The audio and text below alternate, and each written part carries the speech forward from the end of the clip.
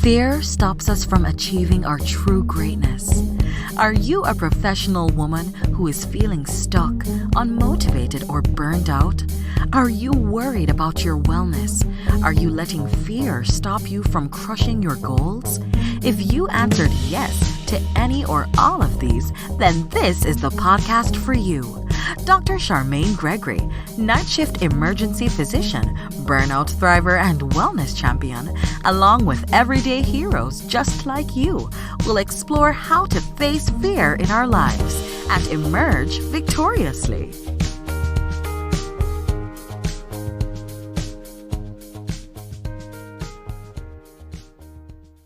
Hello, Fearless Freedom family. We are back again with an amazing woman. And you know, we have the best of the best come on the show and share about what they're up to, what their fears are, and to share with you all the pearls that they have learned. So today we have Dr. Vanessa Klugman, and I'm here to say that she's going to be incredible. I just know it. So, Dr. Klugman, you want to tell the Fearless Freedom Tribe all about who you are and what you are up to? Yeah, hi. Thanks, Charmaine. Thanks so much for having me on the show. So I am a physician. I was an endocrinologist. I practiced for over 20 years in Chicago and was in a private practice that I was in for that period of time. And then in 2015, I ended up coming into recovery from an addiction to prescription painkillers. And at that time, and the story is really complicated about exactly all the things that occurred that resulted in my recovery, which I can tell you about if you want to know later. But at that time, because of the trouble I got into, I ended up having my medical license suspended. Which was pretty devastating. And because my career had been so important to me and really a part of my identity, I had wanted to be a physician, really, since I was 6 years old. I always knew I wanted to be a physician. I never veered from that course. I just once I made up my mind, that's the way I went.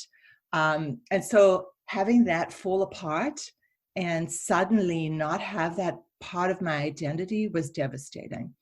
So I was told to go into a treatment program, which I did at that time in 2015, going in there believing truly that I was not addicted to pills because I did not have a physical addiction, and to come to discover that, yes, I was an addict. I had been really using these pills to escape feelings that I didn't want to feel, and challenges in my life.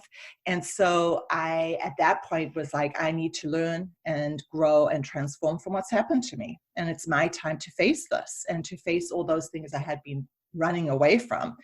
And so I decided, as I was waiting for my license to be restored, I decided I need to do something and make some meaning out of all of this.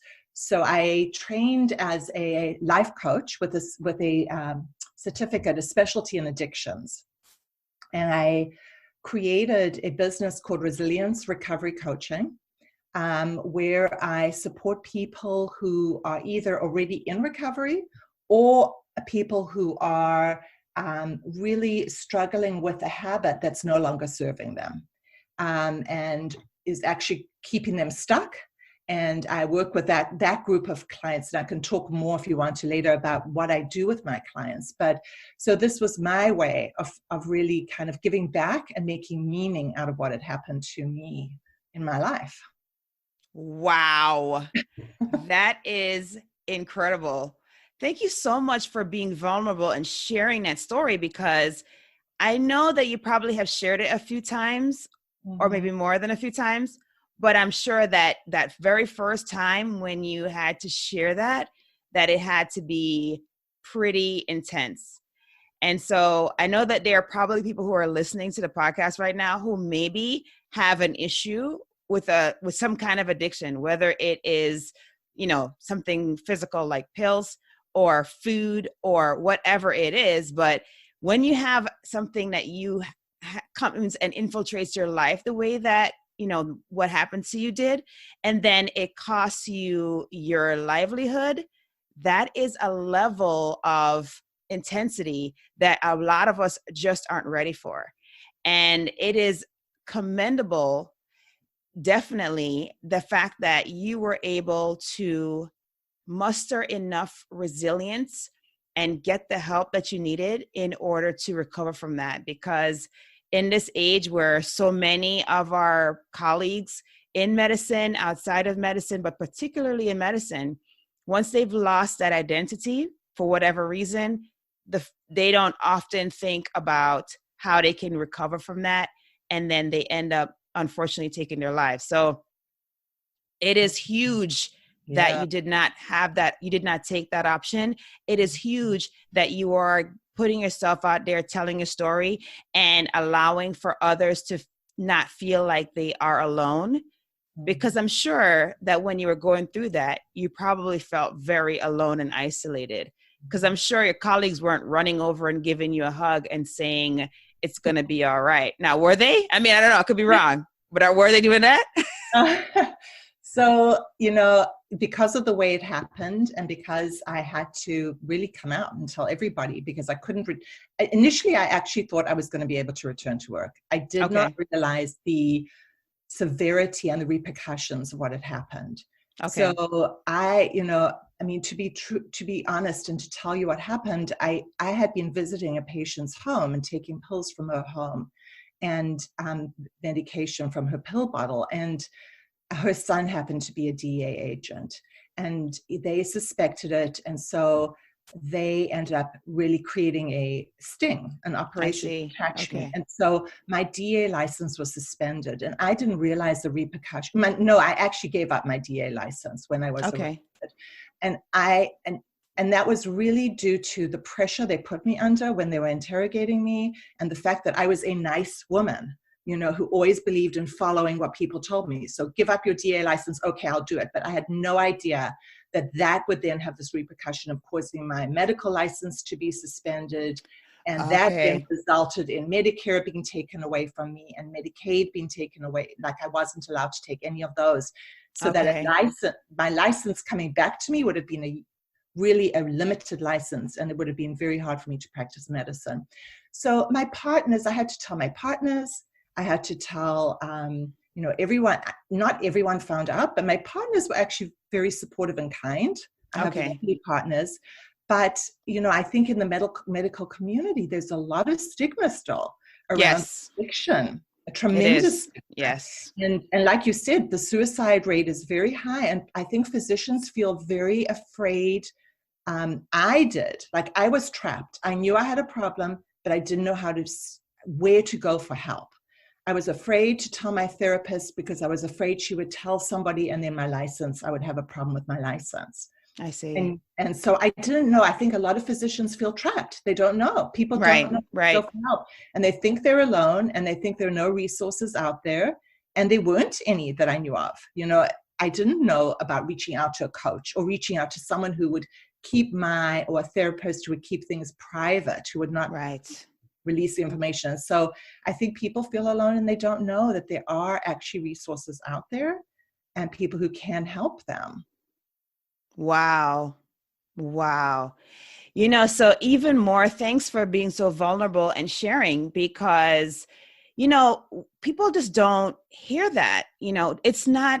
We're not open with the rough bits, right? We're not open with those major derailments that we have. We're just not. And we tend to put forward, all of I like to call them Instagram perfect or whatever, insert whatever platform perfect items.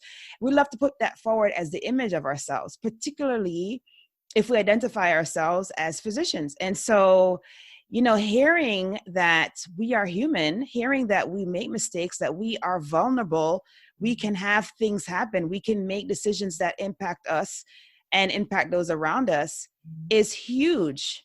And so I really thank you for that because, that's a brave thing. That is something that is indeed a fearless act because it is, you are basically being open without being thwarted by the fear that people are going to look at you differently.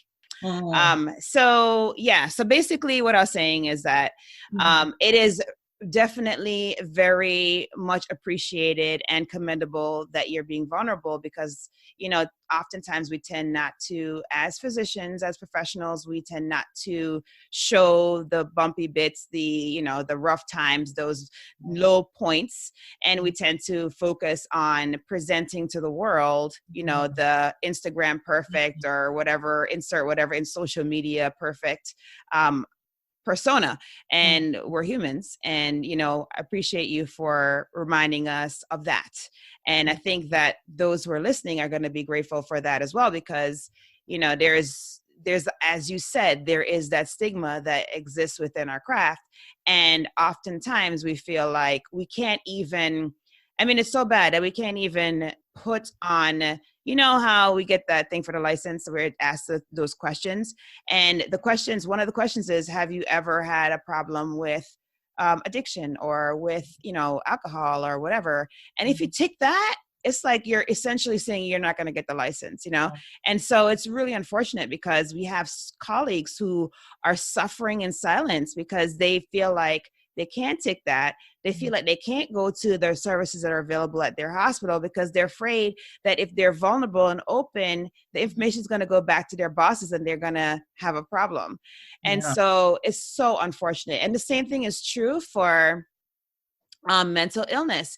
You can't tick on there that you had a problem with depression, or that you had a problem with, you know, bipolar disorder or anything. You can't tick that, because immediately, as soon as you tick that, again, the same thing occurs, you know? So it's very unfortunate our system is set up this way, because the people who are taking care of other people, they're people. And they also need help. They, you know. So I'm so happy that you were able. I mean, I'm sad in a way that it happened the way that it did, but I am happy that you were able to get the help that you needed, and you were also able to find a way almost out of no way, right? Because you're in a situation where you no longer have, you know, you no longer have the lifeblood of funding, right? Because Medicare and Medicaid are huge, right? So for your practice, you no longer have that, and you have a limited license. So it's almost like, you know, you don't really have a license, because a limited license doesn't really allow for you to practice the way that you had previously been doing. So your livelihood, you know, ripped out from underneath you immediately. And, you know, you could have been like, okay, I don't know, I guess I could go work at Kroger. I mean, I don't know. You could have totally done something like that. But instead, you said, you know what? I'm going to tell my story. I'm going to help other people to not have to have the pain that I experienced. And you completely paid it forward in a tremendous way by starting a business. So no, that is definitely amazing. And thank you so much for doing that. Yeah.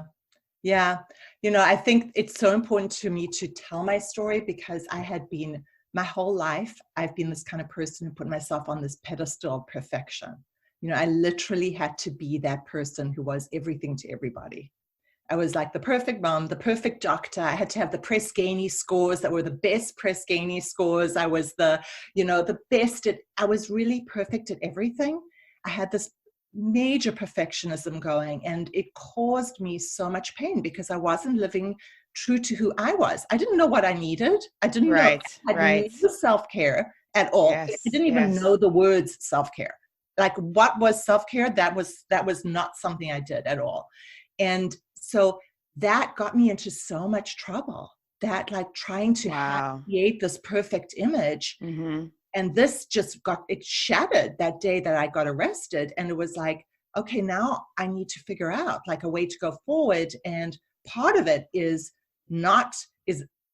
being vulnerable and showing my deficiencies, because not doing that caused so much trouble for me and so much pain. So I've got to shift and change. And that's part of what I believe in life. It's like you need to shift, grow, and change. Absolutely. When the hard things happen and you have to face your fears, you don't cave. I believe we have choice. We don't necessarily have to cave in. We choose to become who we want to become. We can make that choice at that moment. And I chose to do something completely different and give up medicine and give up that part of my life and choose a new chapter. And that's what I decided to do at that time. And see, I've really always known that my purpose is to help other people in some way, right? Wow. Whether it was physically or through medicine or now through recovery. But I always knew that I was here to help others in some kind of way. So I needed to find my way forward. And that's the way I found. Wow. I mean, you touched on something really deep right there. You said that in those moments when you feel like it's a difficult decision, you have to face your fear, because if you don't face your fear, you will not grow. And it is all about growing. That is an incredible pearl. And, I know that you had to have had a ton of fears from the moment when you realized that you had been caught in the act, from the moment when you were arrested, from the moment when you were actually being interrogated. I mean, there are so many different levels of fear that come along with each one of those things. And then when you had to reveal what happened to your tribe, essentially, to your colleagues, your patients, etc. Can you speak to some of that fear about how you were feeling during that time? Yeah. Wow. That was a really, really hard time, the hardest time of my life, because like I said, I had created this image. Everyone around me thought I had it all together. No one knew. My husband knew I was upset, anxious. He didn't know what was going on, but the image I created was like, I've got it all together. I'm, a really good mom. I'm taking care of my parents as they age. I'm like shuffling and doing everything, managing it all. And yet inside, I felt dreadful. I felt horrible. I was really struggling and suffering to do all of this. And so when all of this got exposed, it felt so raw and so painful. And I had to face the fear of people finding out. I had to face the fear of people knowing that I wasn't who I had pretended to be, that I really was had some frailties and fragilities. And I had to face the fear of like, what's going to happen going forward with my license? Am I going to be able to practice medicine? And thank God everything didn't all happen at the same time, right? Because you can't cope with everything. It all kind of unfolded over a period of time. So everything didn't collapse my license and all of that collapsed in one moment, but I didn't know about Medicare until a little bit down the road. And I didn't know about those things. So it didn't all happen, but it was a lot of fear I had to face. The fear, and I think one of the biggest fears was the fear of how am I going to manage my life without escaping through alcohol and pills, which is what I had escaped through, and through work. I had escaped through work. And like being a workaholic and working really hard and running away from the feelings I didn't want to feel, So wow. The biggest fear was, how am I going to sit with my fear? How am I going to be with these uncomfortable emotions of anxiety? And I had struggled with anxiety. And so for me, a lot of the way I learned to face my fear was through techniques and tools I learned that I teach other people, which is like, I teach people to be with those emotions, and a lot of it is through mindfulness techniques that I've learned. Okay. To be with discomfort, to be with the feelings of anxiety, rather than run away from them, and make space for them and allow them to be there. Because when we push against things that we don't want to feel, they get much worse. Oh, yes. Make space, right? When you make space and allow things to be there, they tend to flow. They tend to just pass. You don't get stuck in that emotion. And so a lot of the work I do is around helping people figuring out ways to be with uncomfortable feelings, but also to help them see their habits and how habits form, and how we can work with our habits and interrupt them. And also I help people I love working with the self-coaching model of helping people see how their thoughts are what creates their feelings. And it's not really your circumstances, right? It's your thoughts Right. about circumstances. And so I help people change like their limiting beliefs and make them more empowering, and doing things like that. And it's all through, I really work with evidence-based techniques. I work with cognitive behavioral therapy things and mindfulness Okay. techniques, Yeah. to help people face various fears and things that keep them stuck in their lives. Oh, that's awesome. That's like music to my ears, lady. Like, oh, I love it. I'm like, yes, preach. Oh my goodness. So you have to, and so now, okay, now you've whet the appetite of those who are listening, right? So now they're like, okay, this sounds amazing. And they feel like they can benefit from this. How are they going to get in contact with you? So there are a number of things. They can contact me through my website, which is Resilience Recovery Coaching. Okay.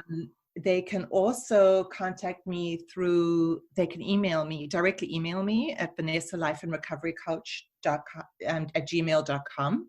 Okay. I am also going to be, for any healthcare professionals that are listening who are in recovery, I'm part of a group now called She Recovers, which is a wonderful group it's an international group of women in recovery that was started by a woman, Dawn Nichols, in Canada, and her daughter, Taryn Strong. They have a huge Facebook following, and they have retreats. And She Recovers is really a group of women in recovery from anything. So it's recovery from substance use, it's recovery from codependency, from perfectionism, from grief, from cancer. And really their belief is that we're all in recovery from something. And that we support each other in our recoveries. We come together to collaborate rather than compete. That we come together to support each other, and that we support all of our pathways to recovery, that there's no one individualized pathway, that we all have patchworks that we can create. And so what I'm going to be doing is facilitating a retreat, a healthcare professionals retreat in June in Maine. Awesome. Healthcare professionals in recovery, and we're going to come together to rest, to relax, to reflect, and to return to self. So it's going to be a time for women to just come, rest, and relax, and we will talk about self-compassion, self-acceptance, self and self-efficacy. And so that's another way. If people are interested, they can check out that retreat on the She Recovers website. Awesome. And I'm definitely going to put all this in the show notes. I'll put She Recovers in the show notes. I'll put your contact information, the Gmail address, as well as your website, so that people can have that in the show notes as well, so they can reach out to you, because I know for sure there's got to be, there's more than one person who's listening to this who's going to be impacted and want to explore further. So thank you for having that service available to them. And, just thank you, because I'm sure you don't hear that enough. I'm just saying it multiple times because I really do believe, that it's essential. Like what you're doing is essential, and it is appreciated. Thank you so much. So, I want to talk a little bit about what you basically are working on right now. So you talked about some really big fears that you had to fight and had to push through when you had that catastrophic event occur in your life and caused you to have this tremendous course, redirect. And now you're stepping into your greatness by helping others and paying it forward. Is there a fear right now that you're working on? And can you tell us about that? If I had to say, that's a good question. So a fear that I'm working on now really is getting out there more, really, because this is the second podcast I've done. So it's really just starting to expose myself more. And I think, I've always been someone I'm not comfortable with public speaking. I'm good at giving a lecture. Oh, we have that in common. Yeah, I'm great at giving a lecture, so I'm okay with that. If it's all prepared and I know what I'm going to say, that's okay. But when it's like off the cuff Oh, and yes. things that I don't, feel all that at ease with. It's hard and it's challenging. And it's every time before I do a podcast, I get nervous and anxious and I have to be with that fear and face that fear. But knowing that I'm doing something that's going to benefit others helps me face that fear. And so I just Awesome. always come into myself before the podcast and like ground myself and center myself and remind myself of my intention. And that really helps me come back to this moment and the reason I'm here. And so then I can face that fear of Awesome. speaking in public. And so I think it's really just continuing to speak in public and share my story. Absolutely. And get out there. Absolutely. Try to get to medical schools. That's my next thing is try Oh, to that would be great because you know that this starts a lot earlier than we think, Right. I mean, Yeah. burnout in medical students and residents is huge now. Yes. It's Yes, a it is, big unfortunately. problem. Yeah. And so I'd love to do that and start to stretch myself in that way. Oh, that'd be great. That sounds great. Yeah. Yeah, no, I mean, it's like, that fear of public speaking thing. Familiar. But it's like, it's as you said, really it is, you set the intention before you engage and you just think about it. And I mean, you said it perfectly. Like you said, the way that I'm thinking about the reason why I'm doing this and the reason why I am, basically pushing forward beyond my fear is because I want to give, right? You are giving to the audience. You are sharing your story. You are encouraging, you're uplifting, you are giving them inspiration, letting them know that, no matter how bad things look, there's a better day. There's a brighter day, coming tomorrow. And it's just a matter of reaching out and getting the help that you need in order to make that happen. And so, yeah, no, it's no joke facing your fear of public speaking, but it definitely sounds like you are doing it like a boss. So I know that you're going to be on a bunch more podcasts and you're going to be doing workshops and speeches at medical schools and really sharing as far and as wide as you possibly can. So I'm looking forward to watching that. Oh, thank you so exciting. much. It's going to be exciting to watch that for sure. Wow. Yeah. So, this has been such an amazing conversation, and I cannot thank you enough for being vulnerable and sharing with us, what happened to you and how you have transformed as a result of that. I think that we should talk just a little tiny bit about what was the fear that basically led you into that pathway where you became addicted. Can you think of what that fear was? Was it something that was from childhood or what can you think of it? Wow. That is an awesome question. Okay. What was the fear? I think the fear really was being with discomfort, with being with, and it may be deeper than that, but I think really I was really trying to get away from a feeling of really actually probably more, it was a feeling of not being good enough.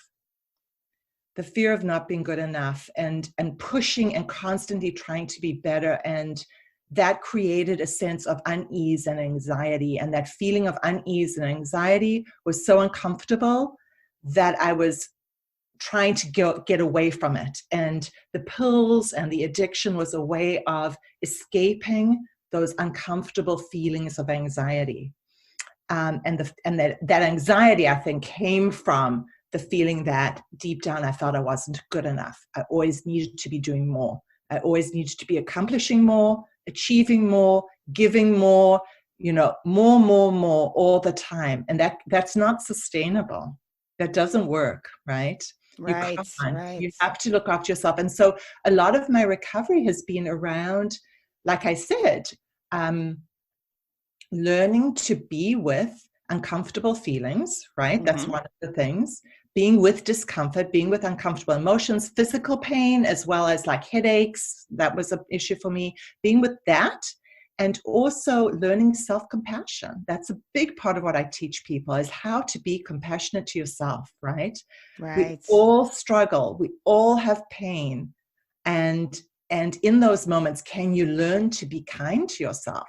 And that everyone, even the harshest person, most self-critical person, can learn to be compassionate. And when we learn to show ourselves compassion and kindness, it helps us soften and it helps us deal with our shame.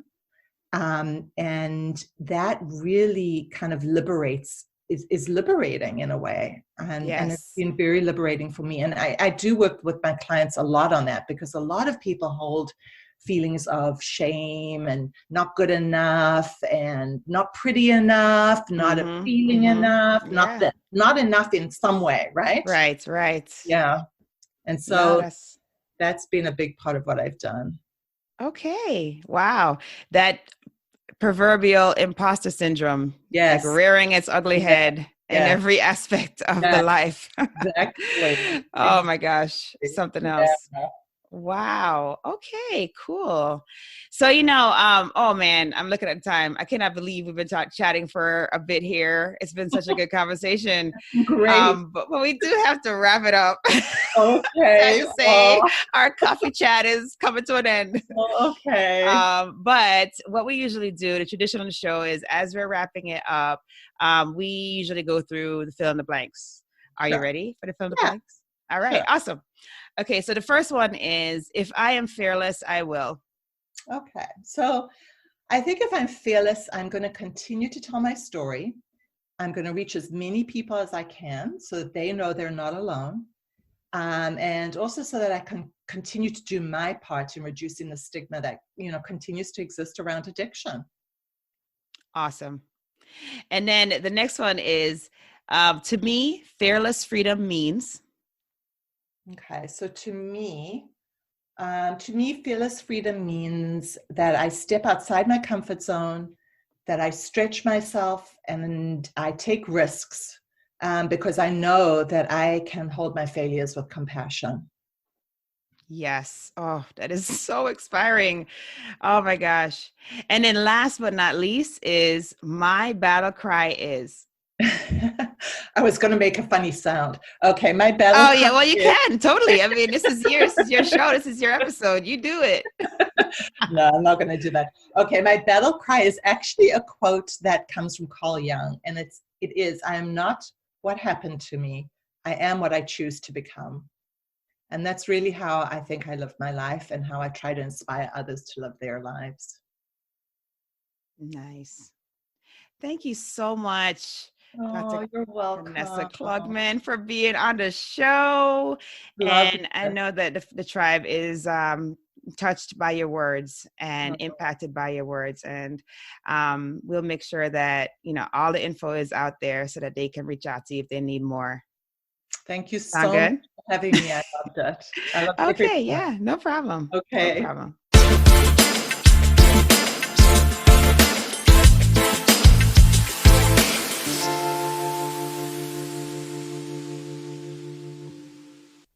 Thank you for joining us today on this journey. Fear is all around us. It strives to stop us from achieving our greatness. We have the tools to be overcomers. By sharing our stories, supporting each other, and doing self-reflection, we can do this. If you found value in this conversation today, please be sure to subscribe to and share this podcast with your friends. By going to your favorite podcast platform, leaving a review and a 5-star rating, you will help to get the word out about it. And that is much appreciated. Thanks again for spending time with us. I appreciate your time and your attention. It is my hope that you will punch fear in the face today and that you will be strong, be brave, and unleash your greatness.